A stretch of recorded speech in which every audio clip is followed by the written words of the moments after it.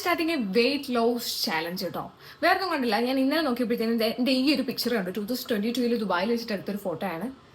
എൻ്റെ ഈ കോലവും എൻ്റെ ആ കോലവും തമ്മിൽ എന്തൊരു ഡിഫറൻസ് ആണ്. ഞാനൊരു 7-8 കിലോ ഇവിടെ വന്നിട്ട് ഗെയിൻ ചെയ്തിട്ടുണ്ട്. സോ എനിക്കിത് കുറയ്ക്കണം.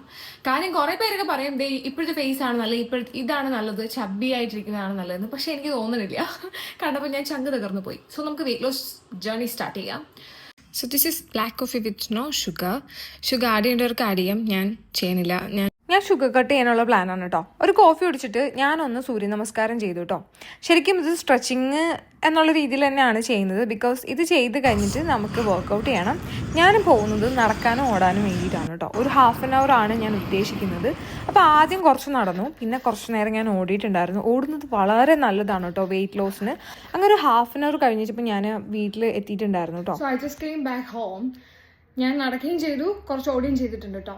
So I have burned 167 calories, active calories. So നമുക്ക് ഇനി ശ്രദ്ധിക്കുന്നത് ഫുഡാണ്. This is my first day. So ഇത്രയും മതി ശരിക്കും. നമുക്ക് പോകും തോറും 250 calories ഒക്കെ ബേൺ ചെയ്യാം. നമുക്ക് ഫുഡ് കഴിക്കാം.